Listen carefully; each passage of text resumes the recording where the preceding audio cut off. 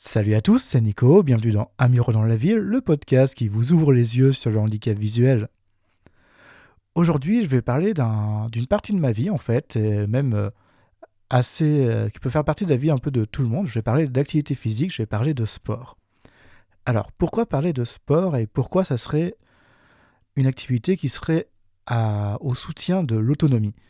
Alors, je vais essayer de partir sur plusieurs points pour essayer de faire comprendre mon point de vue par rapport à l'activité physique en général et ce que ça apporte dans le quotidien d'une personne déficiente visuelle, outre le fait d'être en bonne santé, de faire bouger son corps. Alors, comme vous le savez déjà peut-être, quand on ne voit pas ou quand on voit mal, ce qui peut être dur, c'est la compréhension de son environnement, d'être capable de le comprendre, de récupérer l'information, d'analyser cette information, et surtout de se projeter dans cet environnement. Et quand je parle d'environnement, je parle aussi bien du moment où on va se déplacer en extérieur, comment on va se déplacer dans une interface graphique d'un ordinateur ou d'un téléphone. Et en fait, réussir à avoir des mécanismes de compréhension de son environnement, ça peut nous aider dans tous les domaines. Allez, je vais essayer de vous faire comprendre un petit peu tout ça. Je vais essayer d'expliquer mon propos et où est-ce que ma pensée est partie en réfléchissant à ça. Alors, déjà, dans un premier temps, la partie sportive, ça vous permet vraiment d'activer les parties de votre corps, ça vous permet aussi, en fonction du sport, si c'est un sport collectif, si c'est un sport qu'on peut faire, pas forcément collectif, mais qu'on peut faire avec d'autres personnes, du coup, mais je pense à tout ce qui est sport individuel, c'est le course à pied, qui reste un sport individuel. Bon, quand on voit pas, ça se transforme très vite en sport d'équipe, parce qu'il nous faut notre guide qui va nous guider sur notre chemin. Mais ce qui est important, je trouve, c'est vraiment la partie sensation, comment on va se représenter dans l'espace, comment on va faire les choses, comment on va activer son corps. Et moi, dans tout ça, en fait, je me suis rendu compte que visualiser le geste que je dois faire pour faire l'action demandée. En fait, on va anticiper un petit peu, on va essayer de faire en sorte de comprendre ce qu'on doit faire, et du coup, ça peut nous aider dans notre quotidien. Parce qu'en fait, si notre cerveau, il a appris à anticiper les choses, que ça soit anticiper, lever la main, plier le coude, baisser la tête, des choses comme ça, taper dans un ballon, voilà, tout ça, en fait, au quotidien, c'est pas beaucoup différent d'anticiper c'est quoi ma prochaine étape dans ce formulaire. C'est quoi la prochaine étape pour faire la cuisine. Et en fait, à partir du moment où on arrive à, à faire en sorte que notre cerveau, on lui fasse comprendre que tout ça, tous ces mouvements, toutes ces actions se ressemblent, pour lui, c'est facile de s'adapter. Et c'est pour ça, quand on perd la vue ou quand on a une baisse de la vision soudaine, être capable de s'adapter facilement et de faire comprendre à son cerveau que en fait ça va aller, c'est pas compliqué, c'est un peu long parce qu'effectivement il y a du travail à faire. Et forcément, qui dit travail à faire, dit le cerveau il a pas envie, il aime bien quand c'est simple le cerveau. Donc c'est pour ça que souvent, en début de rééducation, ça peut être très compliqué, ça peut être très long, parce que notre cerveau, c'est un feignant, tout simplement. Il aime pas s'embêter à faire les choses. C'est pour ça qu'on répète souvent les mêmes actions, pour lui c'est facile, les connexions sont déjà faites, donc du coup il va pas aller plus loin. Ensuite, le sport, en vrai, dans mon quotidien, alors moi personnellement, je fais de l'aviron. Donc l'aviron, c'est sur l'eau, à plusieurs dans le bateau, forcément, quand on n'y voit pas tout seul dans le bateau, c'est un peu compliqué. Alors, c'est pas compliqué de ramer tout seul. Le problème, encore une fois, c'est comme pour conduire, le problème, c'est pas moi, c'est l'environnement autour. La rivière, quand elle tourne, elle me prévient pas qu'elle tourne. Il faut savoir que l'aviron, c'est des bateaux qui coûtent très cher. Si je fracasse un bateau dans la berge ou dans un pont, outre le fait de me faire mal, je pense que mon club va pas être très très d'accord pour que je fracasse un bateau tous les week-ends. Ensuite, forcément, on est sur un sport d'équipe, on est sur un sport de rame avec un geste très complet. Et donc là, il faut avoir plusieurs choses. Déjà, il faut être connecté un peu sur ses sensations, parce qu'on travaille avec on travaille sur l'eau, du coup, et avec l'eau, parce que si on pousse n'importe comment, notre bateau n'avance pas. Il y a tout un travail d'équilibre à avoir, donc ça peut aider dans le quotidien aussi quand on se déplace. Ça fait vraiment un vrai travail d'équilibre.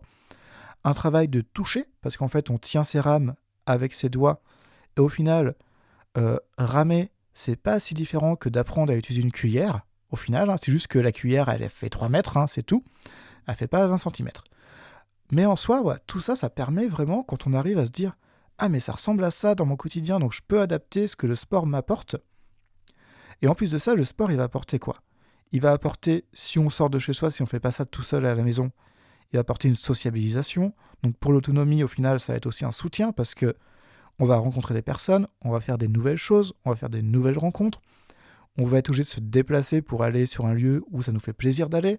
Donc forcément, tout ça pour le cerveau, c'est génial pour l'autonomie. C'est génial pour grandir. Donc clairement, soyez curieux, essayez de trouver des sports qui vont vous plaire. Essayez. Ne pas se mettre de limites, c'est ce qu'il faut faire. Parce que des fois, par exemple, moi je prends l'aviron.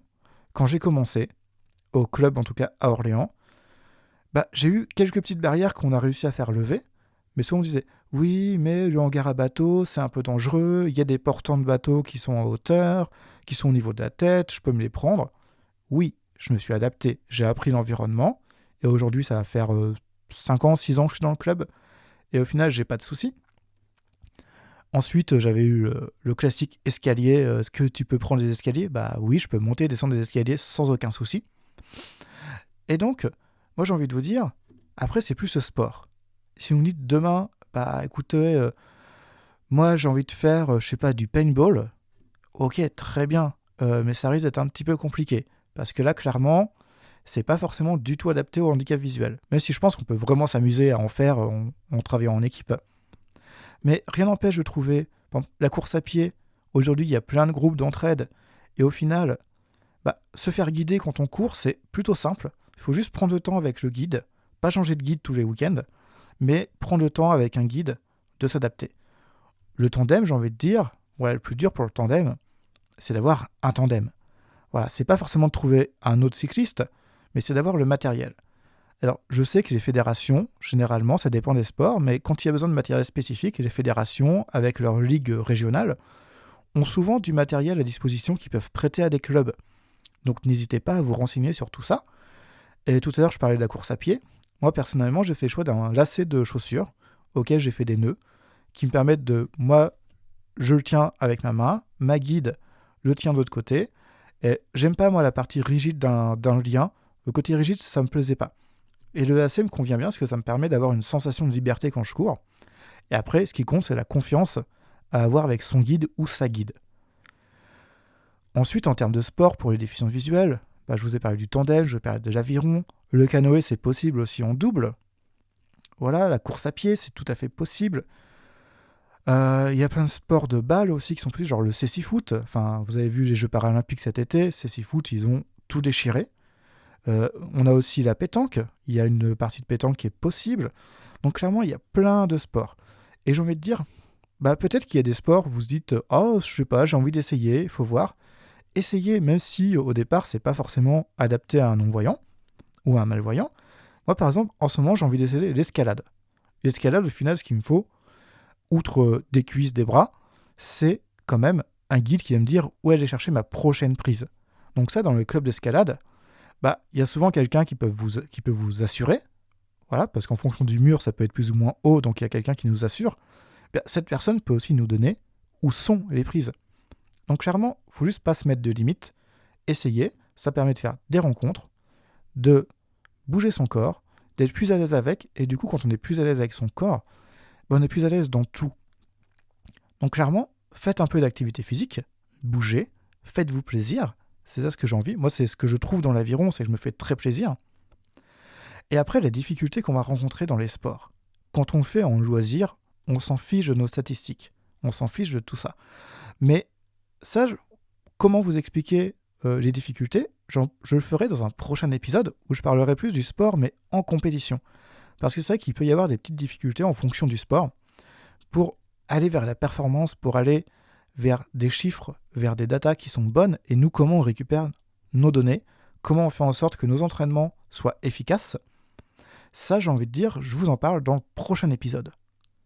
En tout cas, n'oubliez pas, faire du sport, c'est important pour la santé, ou une activité physique, marcher tous les jours, c'est hyper important.